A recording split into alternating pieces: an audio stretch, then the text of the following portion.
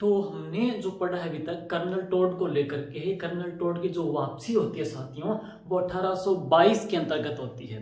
तो colonel toad की वापसी 1822 के अंतर्गत हो जाती है। राजस्थान में 1798 को आते हैं और राजस्थान में 1800 ईस्वी को आते हैं, भारत में 1798 को आते हैं। 24 साल के अंतर्गत है ये यात्रा इनकी, वो भारत में रही थी। अब आगे देखते हैं, हमने पढ़ा था, मैं वापस रिवाइज कर दूं। राजस्थान को मरुकांतार है, मरुकांतार नाम रामायण के अंतर्गत दिया था। राजस्थान को ऋग्वेद में ऋषि होते हैं ब्रह्मचारी, ऋग्वेद में ब्रह्मवर्त नाम दिया गया था। राजस्थान को बसंतगढ़ शिलालेख में राजस्थान द्वितीय नाम दिया गया था। राजस्थान को राजपुताना जॉर्ज थॉमस ने कहा था, लेकिन जॉर्ज थॉमस इसका लिखित प्रमाण नहीं कर सका था और इसका लिखित प्रमाण उसके फ्रेंड यानी कि विलियम फ्रैंकलिन ने किया था। विलियम फ्रैंकलिन ने military memories of George Thomas किताब लिखी थी। उस किताब का प्रकाशन वेलेजली ने किया था। वेलेजली को भारत में सहायक संधियों का जनक कहते हैं और ये किताब 1805 में लिखी गई थी और इस किताब में लिखित प्रमाण कहा गया था कि राजस्थान का जो नाम है वो राजपुताना जॉर्ज थॉमस ने ही कहा था। अब है कर्नल टोड को लेकर के, आपने पढ़ा कर्नल टोड का जन्म 1720 मार्च 1782 को है। राजस्थान भारत में 1798 को आए थे, राजस्थान में 1800 ईस्वी को आए थे। 1806 में इनकी भेंट मांडलगढ़ भीलवाड़ा में गुरु ज्ञानचंद से हुई थी। 1813 में इनको कर्नल की उपाधि मिली थी। 1818 में इनको पॉलिटिकल एजेंट मेवाड़ और हाड़ौती का बनाया था। 1819 में इनको पॉलिटिकल एजेंट है वो मारवाड़ और सिरोही का बनाया था। 1822 में ये वापसी लेते हैं। कर्नल टोड की पत्नी का नाम जूलिया कल्टर बक था और उनकी घोड़े का नाम था अल बर्ग था। और अब जाते हैं 1822 में, जाते समय एक शिलालेख को समुद्र में फेंक देते हैं, तो वो है मानमोरी का शिलालेख है। तो यहां तक आपने पढ़ लिया है। अब हम पढ़ना है वहां जाकर के, इंग्लैंड जाकर के जो ग्रंथ लिखते हैं वो सुनिए, जो किताब लिखते हैं। तो उस किताब का नाम ये है द एनालस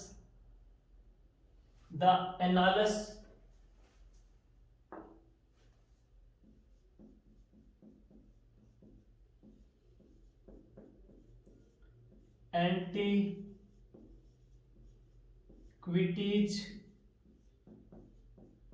ऑफ राजस्थान है। ये किताब लिखते हैं द एनालस एंटीक्विटीज ऑफ राजस्थान। साथियों इस किताब के कुल 2 खंड है। तो द एनालस एंटीक्विटीज ऑफ राजस्थान है, इसका जो पार्ट फर्स्ट है वो 1829 में लिखा गया था और इसका जो पार्ट सेकंड है वो आप पढ़ोगे 1832 में लिखा गया था है। 1832 में दूसरा खंड था जिसका नाम है the central western state of India, the central western state of India, ये इसका दूसरा खंड है साथियों, जो 1832 में लिखा गया था। तो इसकी जो पहली किताब है the annals antiquities of Rajasthan, ये पहला जो खंड है वो 1829 में लिखा गया था। इसका दूसरा खंड साथियों 1832 में लिखा गया था है।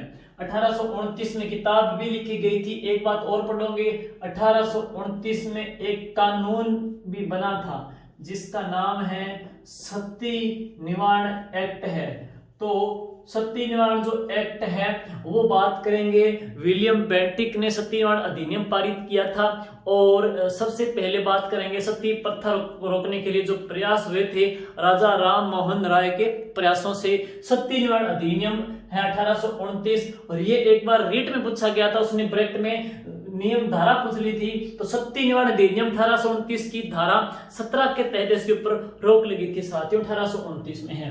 द एनालिस एंटीक्विटीज और राजस्थान किताब 1829 में लिखी गई थी और आपसे पूछा जाएगा इस किताब के बारे में। इस किताब का प्रकाशन है और यह किताब किसको समर्पित की गई है और इस किताब में किस किस चीज का उल्लेख मिलता है।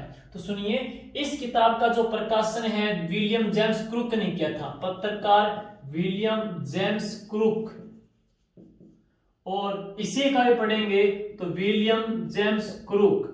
इस किताब का सेकंड पार्ट का प्रकाशन भी जेम्स क्रुक ने किया था, फर्स्ट पार्ट का प्रकाशन भी जेम्स क्रुक ने ही किया था।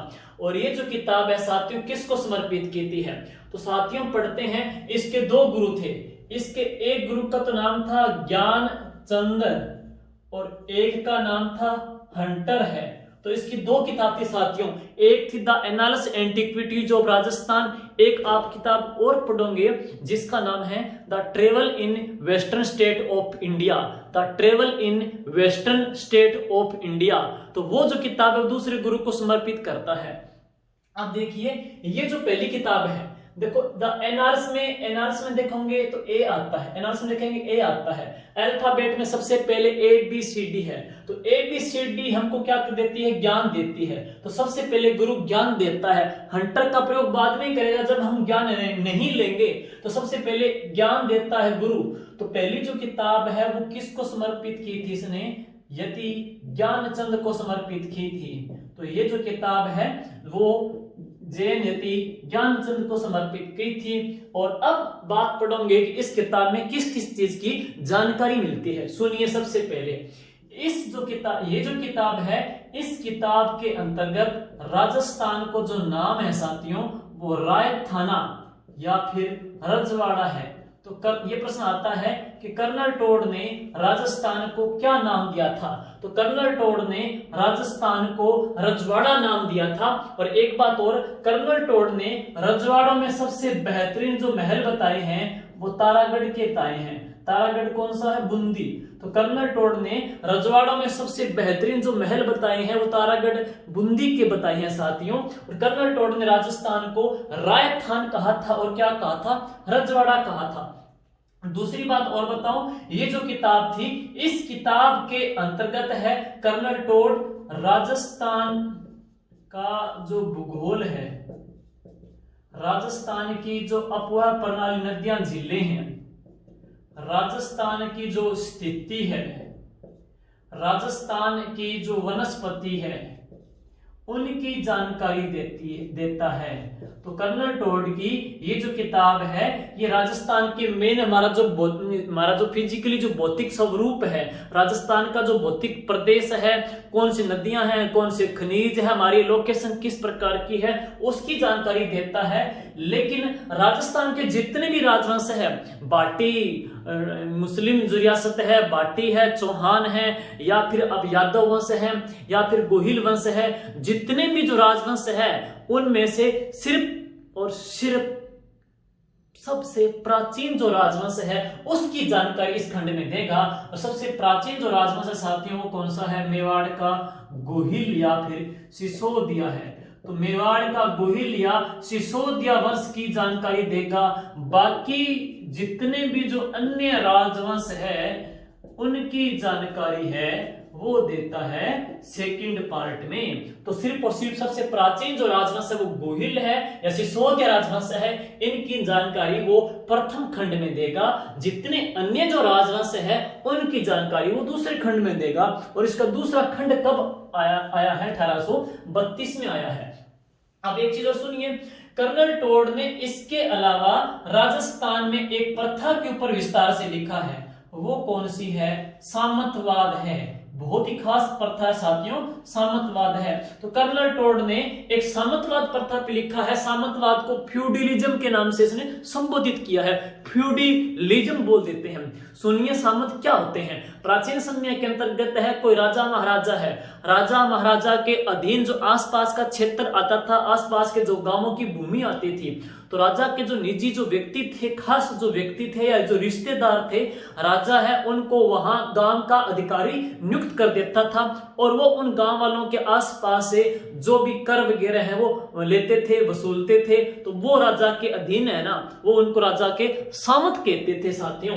और सामंतवाद जो प्रथा है ना, सामंतवाद की प्रथा आपसे पूछेगा शुरू किसने की।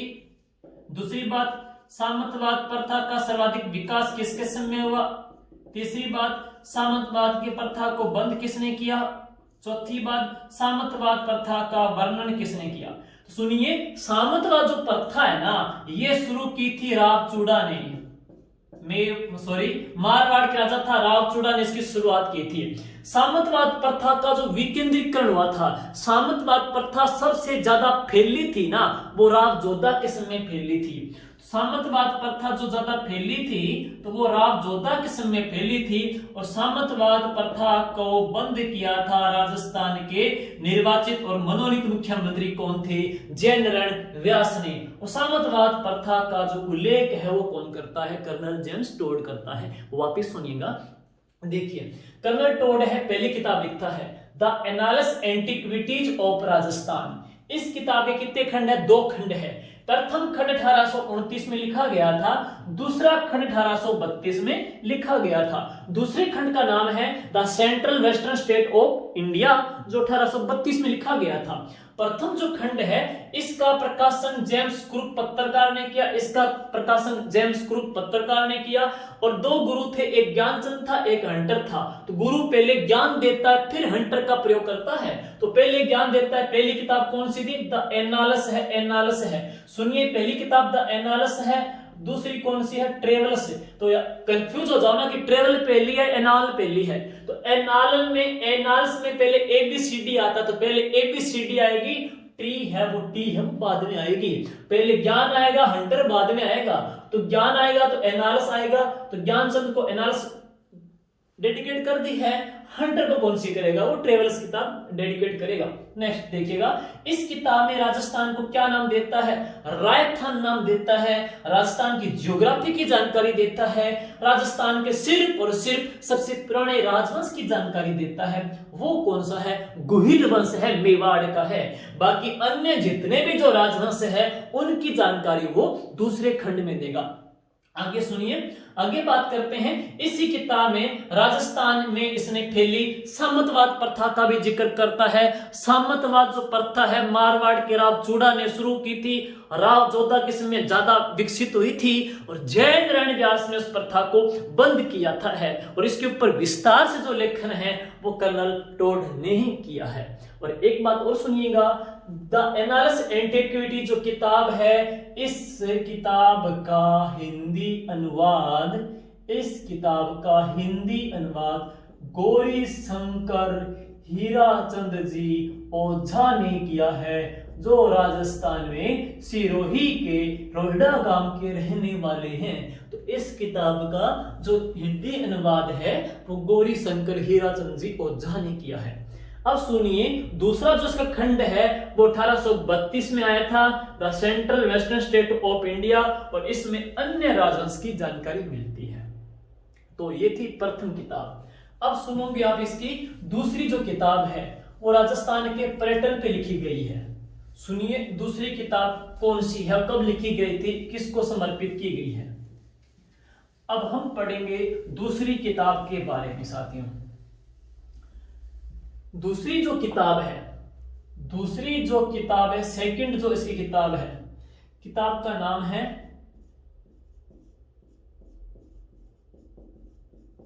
The travels in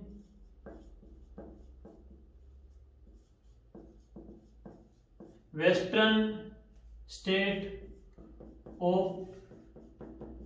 India.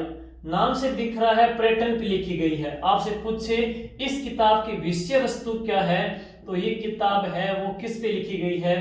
पर्यटन पे लिखी गई है। राजस्थान के पर्यटन पे प्रकाश डालती है। राजस्थान के किले, महल, स्मारक जहां पे गए थे उनकी जानकारी देती है। दूसरी बात और पढ़ेंगे कि ये किताब है कब लिखी गई थी, तो साथियों यह किताब 1835 में लिखी गई थी है। तीसरी जो बात करेंगे, यह किताब किसको समर्पित की गई है, तो अगले गुरु का नाम है। टी लास्ट में आता है, हंटर के बाद में गुरु मारता है। तो ये जो किताब है वो अपने इस गुरु को डेडिकेट करता है। गुरु का नाम क्या है? हंटर बलेर को डेडिकेट करता है। और देखिए, मैंने आपको बताया था कि कर्नल टोड का जन्म 20 मार्च 1782 को हुआ था। इनकी जो मृत्यु है ना वो 18 नवंबर 1835 को है। तो 1835 को कर्नल टोड की मृत्यु भी होती है। 1835 को किताब लिखता है, लेकिन इस किताब का यह प्रकाशन नहीं कर सका था, तो क्योंकि इसकी मौत हो गई थी।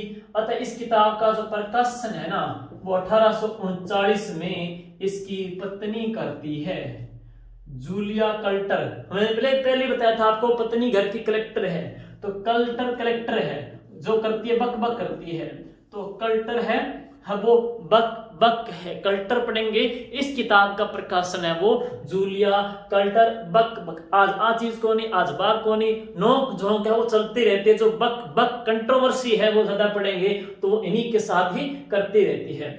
तो अब आगे सुनिए, किताब ब्रिटेन पे लिखी गई है, 1835 में लिखी गई थी, प्रकाशित 1839 में इनकी मौत के बाद पत्नी ने की थी। किसको समर्पित है? हंटर ब्लेयर को समर्पित है। और राजस्थान में कई जगह गए थे, जिनका प्रश्न आप पढ़ोगे, मैं बता ही दूं आपको कि ये सिरोही में गए थे, तो वहां पे माउंट आबू में गुरु शिखर के ऊपर गए थे, तो वहां पे काफी साधु संत बैठे थे, तो इसने गुरु शिखर को संतों का शिखर कहा था। माउंट आबू में गए थे, वहां पे काफी हिंदू मंदिर थे, तो माउंट आबू को हम बात करते हैं जैसे कि हिंदू ओलंप्स कहते हैं, हिंदू ओलंप्स नाम इसको उसने माउंट आबू को कहा था साथियों। और बात करते हैं, ये गए थे, हाँ जैसे कि राजस्थान में सभी जगह इन्होंने घोड़े पे भ्रमण किया था। जैसलमेर गए थे, वहां पे काफी रेतीला क्षेत्र था, तो जैसलमेर के बारे में कहा था कि यहां तक तो केवल और केवल पत्थर के टांगे ही पहुंचा सकते हैं। कहते हैं ना कि घोड़ा कीजिए काठ का, पग कीजिए पाषाण, घोड़ा कीजिए काठ का, पग कीजिए पाषाण, अख्तर कीजिए लोहे का, तब पहुंचे जैसान है। तो जैसलमेर के बारे में ये कहावत आ जाती है।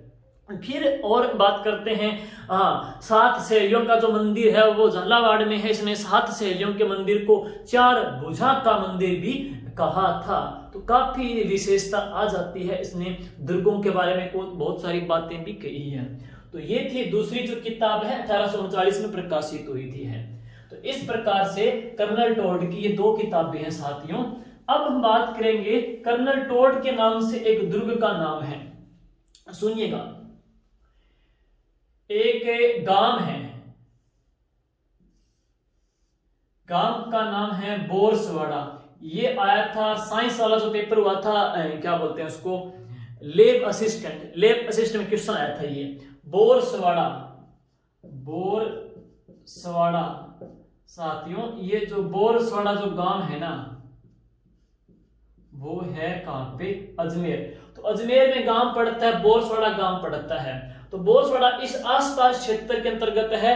कर्नल टोड ने है, मेर जाति है, उनको अपने कंट्रोल में लिया था। मेर जाति को इसने कंट्रोल में लिया था, मेर जाति का इसने नियंत्रण किया था, और इसने बनाई थी मेर बटालियन बनाई थी, मेर बटालियन। साथियों, मेर जो बटालियन है वो कर्नल टोड के प्रयासों से कब बनी थी? 1822 के अंतर्गत बनी थी है। मेर बटालियन 1822 में बनी थी है। तो मेवाड़ का भीम सिंह, तो आप पढ़ेंगे शासक है, वो है मेवाड़ का भीम सिंह। मेवाड़ का भीम सिंह इनकी क्रियाकलापों से काफी प्रसन्न हुआ था, और इसने क्या किया, इस बोरसवाड़ा गांव का नाम बदल के कर्नल टोड के नाम से टोडगढ़ कर दिया। और ये भी कहते हैं कि जो बोरसवाड़ा ना, यहाँ पे एक दुर्ग बनाया था, वो कर्नल टोड ने एक दुर्ग बनाया था। तो बोरसवाड़ा के अंतर्गत है, कर्नल टोड ने एक दुर्ग बनाया था। तो इस गांव का नाम, इस दुर्ग का नाम है कर्नल टोड से, सॉरी, इस दुर्ग का नाम, इस गांव का नाम बोरसवाड़ा से हटा करके इसका नाम क्या कर दिया है? तो इसका नाम कर दिया है टोडगढ़ है। तो एक दुर्ग है, और राजस्थान का एकमात्र दुर्ग है जो कि एक अंग्रेज ने बनाया, जो कि किसने बनाया? कर्नल टोड ने बनाया था। तो राजस्थान का अंग्रेज के द्वारा निर्मित दुर्ग कौन सा है? तो टोडगढ़ है। राजस्थान का एकमात्र व्यापारी के द्वारा निर्मित जो दुर्ग है वो है भैंसरोडगढ़। राजस्थान का एकमात्र बौद्ध शैली में बना दुर्ग कौन सा है? तो सूरतगढ़ का है। राजस्थान का एकमात्र अफगान शैली में बना दुर्ग कौन सा है? तो बाड़ी दुर्ग धौलपुर का है। राजस्थान का एकमात्र है मुगल शैली में बना दुर्ग कौन सा है? तो मैगजीन दुर्ग अजमेर है। अब आगे सुनिए, तो कर्नल टोड के नाम से भीम सिंह ने क्या किया? बोरसवाड़ा गांव का नाम क्या कर दिया? टोडगढ़ कर दिया है।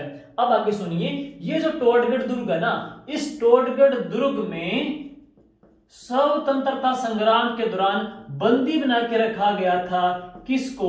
विजय सिंह पथिक को।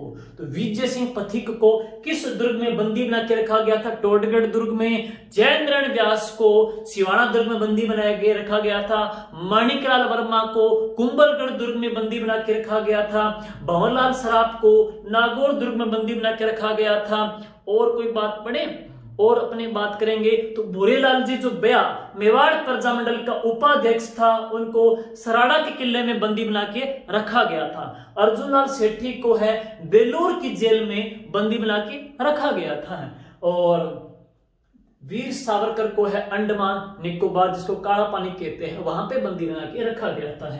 तो टोडगढ़ दुर्ग का नाम टोड के नाम से टोडगढ़ कर दिया गया है। विजय सिंह पथिक को बंदी बना के रखा गया था। ये अरावली की एक चोटी है जिसकी ऊंचाई कितनी है? 933 मीटर इसकी ऊंचाई भी आ जाती है। तो साथियों, ये तो कर्नल टोड के नाम से दुर्ग का नाम आ जाता है, टोडगढ़ नाम है।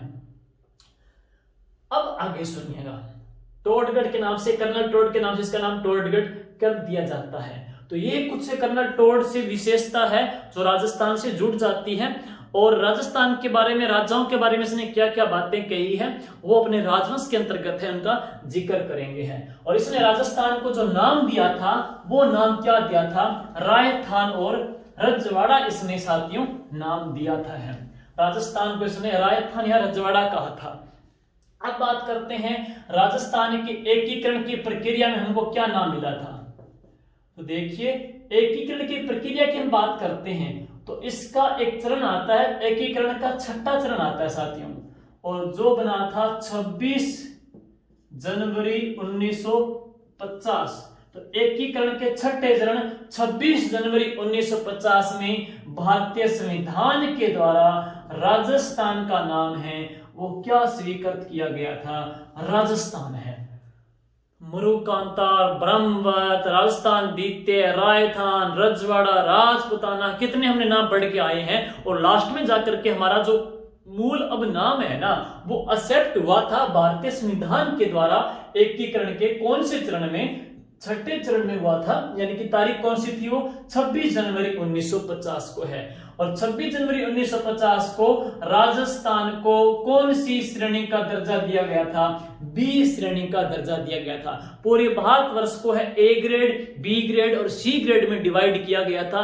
कभी आपको बतलाएंगे टॉपिक होने पे कि मद्रास वगैरह क्षेत्र है वो, बंबई वगैरह है वो कौन सी ग्रेड में आते थे, अजमेर, मेरवाड़ा, दिल्ली कौन सी ग्रेड में आते थे, और राजस्थान है वो कौन सी ग्रेड में शामिल किया गया है? बी ग्रेड में शामिल किया गया है। और अब है राजस्थान के एकीकरण का अंतिम चरण, सातवां चरण, जो कि बना था 1 नवंबर 1956 को। और 1 नवंबर 1956 को राजस्थान अपने कंप्लीट रूप में आ गया था, जिसको बोल देते हैं वर्तमान राजस्थान। तो राजस्थान अपने वर्तमान जो स्वरूप में आया था वो कब आया था? 1 नवंबर 1956 को आया था। और 1 नवंबर को राजस्थान की स्थापना दिवस भी मनाया जाता है। लेकिन राजस्थान का नाम जो राजस्थान स्वीकृत हुआ था तो वो एकीकरण के छठे चरण के अंतर्गत है। तो साथियों, ये थे राजस्थान के जो नामकरण की जो प्रोसेस है उसको लेकर के हमने जो टॉपिक पढ़े हैं। जो हमारा नाम है वो प्राचीन समय से लेकर के अब तक आया है तो कितने चरणों में गुजरा है। उम्मीद करता हूं इस एक टॉपिक के साथ साथ आपको काफी क्वेश्चन है वो अच्छे से कंठस्थ हुए होंगे। धन्यवाद साथियों। जय हिंद, जय भारत।